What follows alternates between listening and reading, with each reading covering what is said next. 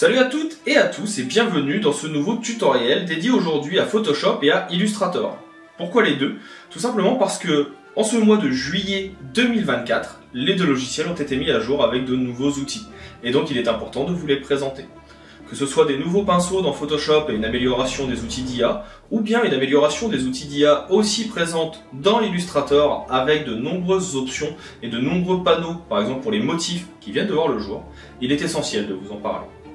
Si jamais vous avez des questions sur ces nouveautés, vous pouvez me les poser dans la section commentaires. Je viendrai répondre en général assez rapidement et ça vous permettra d'être tenu au courant de ce qui existe maintenant.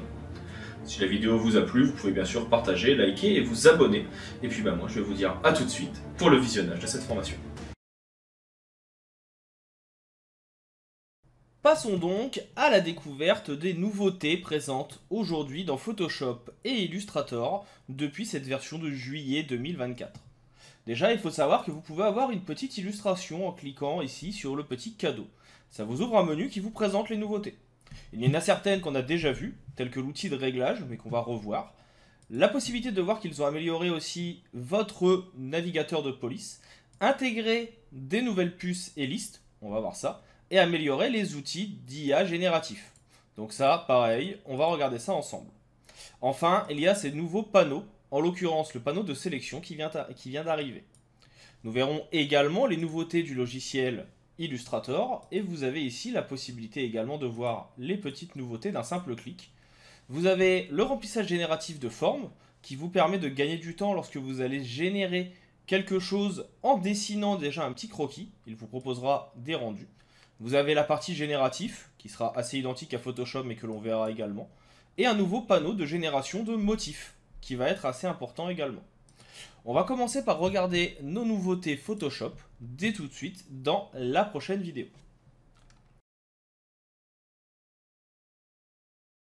Attaquons donc nos nouveautés dans Photoshop. Je vais commencer ici par créer un nouveau fichier format A4. La première chose que l'on peut voir, avant même d'attaquer les génératifs et les nouveaux outils, parce qu'on va pouvoir tout lier ensemble, c'est sur la partie textuelle. Vous avez maintenant, lorsque vous allez venir créer un texte, par exemple ici, qu'on va venir mettre en noir, déjà une première amélioration de tout ce qui va être possibilité de rechercher vos textes.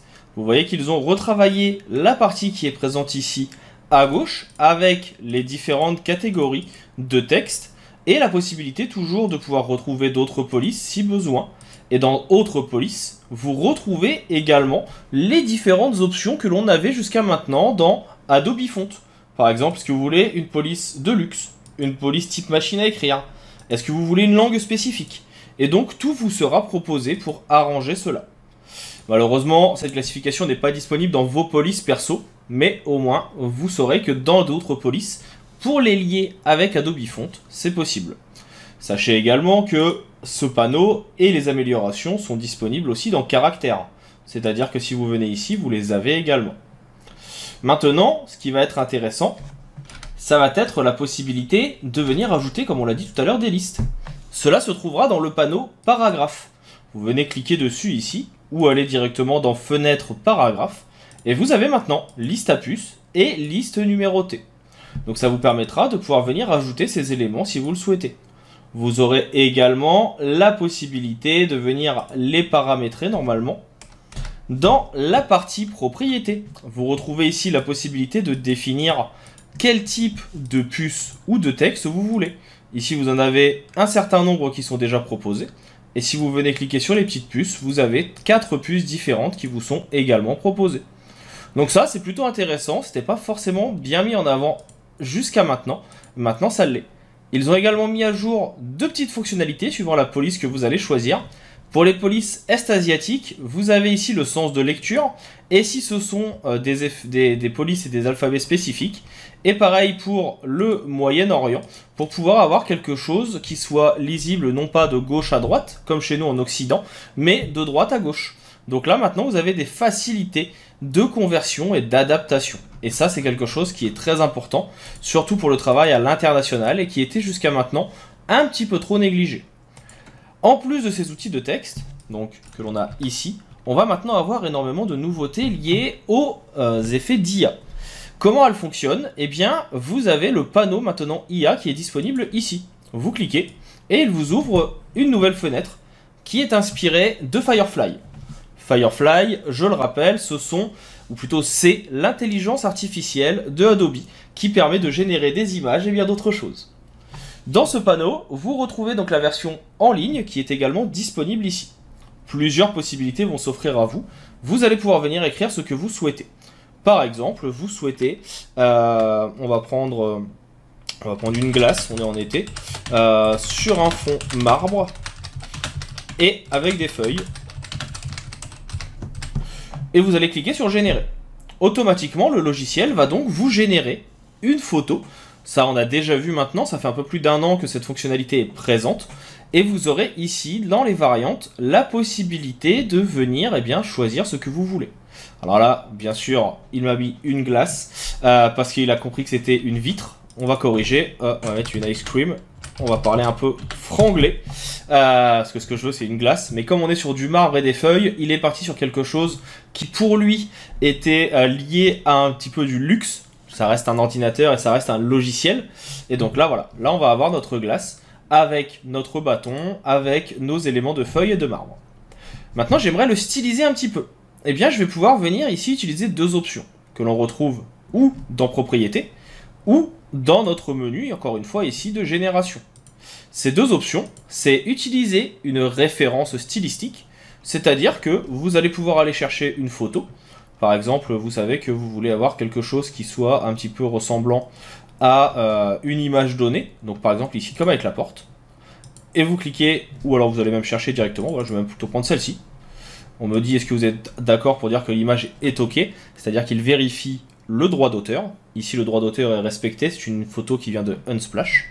Donc, je choisis cette photo et je lui demande, avec mon prompt, de s'en inspirer pour me créer une photo qui aura à peu près la même composition. Et donc là, il va normalement essayer d'adapter. J'ai pris une photo qui était un peu différente. Vous voyez qu'il a gardé ici la glace, il a gardé ici le marbre et les feuilles. Pourquoi? Parce que sur la photo que j'avais choisie, je vais vous la montrer à côté, il y avait exactement ici ces différents éléments. On avait la possibilité de retrouver, voilà, hop, ici, en fait, une glace avec un gâteau. Et donc, il a adapté mon prompt pour venir rajouter les éléments que j'ai demandé, pour pouvoir venir améliorer le tout, et ainsi avoir quelque chose qui corresponde. En plus de la référence stylistique, ici, on va la garder, on peut avoir la possibilité de sélectionner des contenus. Est-ce que vous voulez quelque chose qui soit, par exemple, artistique, avec des styles spécifiques? Ici, les styles sont extrêmement nombreux. Je ne pourrai pas tous vous les présenter dans cette petite vidéo d'introduction. Si cela vous intéresse, ça pourra faire l'objet d'une autre vidéo. Et donc ici, je peux par exemple venir choisir un mouvement spécifique. J'aimerais qu'on soit sur quelque chose d'artistique et qui soit cubique. En plus de ça, il me faudrait des effets spécifiques et pas n'importe lesquels. J'aimerais avoir quelque chose qui ressemble à des néons. Et en termes de matière, eh bien, j'aimerais qu'on soit sur de l'origami. On peut bien sûr avoir d'autres concepts, il y a énormément de possibilités. Une fois que j'ai choisi tout ça, je vais pouvoir générer. Alors ici, j'ai choisi, comme vous le voyez, énormément de choses différentes. Ça peut amener à avoir des petites imperfections. Mais je trouve qu'il est intéressant aussi, lorsque l'on teste des choses, d'aller assez loin. Et donc là, vous voyez qu'il m'a proposé toujours ma glace, avec les feuilles, le côté low poly, et en plus ici, d'avoir mon élément de marbre. Ici, il va me proposer ma glace avec toujours mes feuilles et mon marbre, ou encore celle-ci. Et ça correspond aussi à ce que j'ai demandé. Personnellement, je trouve ça plutôt pas mal. Je vais le garder. Vous pouvez bien sûr en générer d'autres si vous le souhaitez. Maintenant, je vais prendre celle-ci et j'aimerais venir générer autre chose sur cette partie-là. Alors, pour venir le sélectionner, ça peut être un petit peu long. Eh bien, il y a maintenant un nouvel outil qui se trouve au même endroit que votre lasso. Et ce nouvel outil, c'est l'outil pinceau de sélection. Le principe, soit vous allez venir peindre sur ce que vous voulez sélectionner. Vous voyez, là je peins sur tout ça, ça va me le sélectionner directement. À chaque fois que vous serez ici, il considérera que ce qui apparaît en mode un petit peu masque, c'est une sélection. Et donc vous pouvez venir augmenter votre pinceau en faisant un Alt, clic droit, ou alors vous pouvez venir l'augmenter ici. Soustraction, opacité et la taille de votre épaisseur et de votre dureté. Et une fois que j'ai fait ça, eh bien, je peux lui dire que maintenant, je veux que ce soit une glace, ou plutôt, on va arrêter sur ice cream, goût fraise. puisqu'on était sur de la vanille. Et donc du coup, eh ben, il va essayer de venir modifier notre composition et y proposer un goût de fraise. Alors, c'est pas dit que ça fonctionne tout de suite parce que je n'ai pas remis d'éléments spécifiques de variation et autres, mais vous voyez qu'il va essayer donc de proposer des goûts de fraises qui vont s'adapter. Alors, ici, ils n'ont pas encore ajouté la possibilité de mettre le style et de mettre la référence de base. Mais je pense que ça finira par arriver, pas d'inquiétude. Mais vous voyez que ça permet de sélectionner et remplacer rapidement un élément. En ce qui concerne le remplacement d'ailleurs, vous avez remarqué que ici, je suis venu peindre à l'intérieur. Mais en fait, j'aurais très bien pu même faire quelque chose de beaucoup plus simple, c'est-à-dire que je viens faire le contour de ce que je veux sélectionner, et je viens juste fermer mon tracé. Et le logiciel comprend que tout ce qu'il y a à l'intérieur doit être sélectionné. Et si bien sûr vous voulez soustraire certaines parties, eh ben c'est également possible. Donc vous voyez que c'est plutôt pas mal, et ça permet vraiment de pouvoir adapter votre tracé comme vous voulez. Maintenant, imaginons que vous voulez changer quelques corrections, vous voulez ajouter des effets, changer la couleur et autres.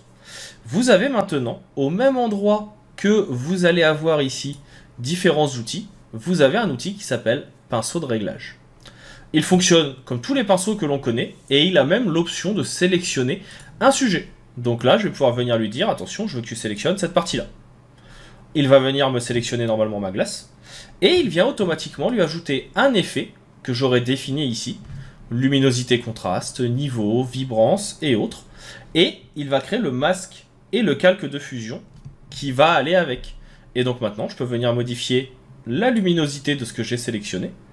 Je peux même venir dire, attention, ce que je veux changer ici, c'est la teinte saturation. Sélectionne-moi de nouveau cet élément-là et ouvre-moi un teint de saturation qui lui est lié.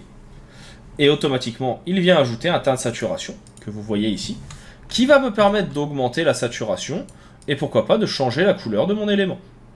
Voilà, j'aurai une glace un peu plus à la fraise, comme je le souhaitais. Pour aller plus loin encore, parce que même là, ici, on vient sélectionner, je pourrais très bien lui dire, attention, je souhaite également avoir, à un endroit spécifique, un effet de niveau qui va s'améliorer, qui va permettre d'augmenter la lumière.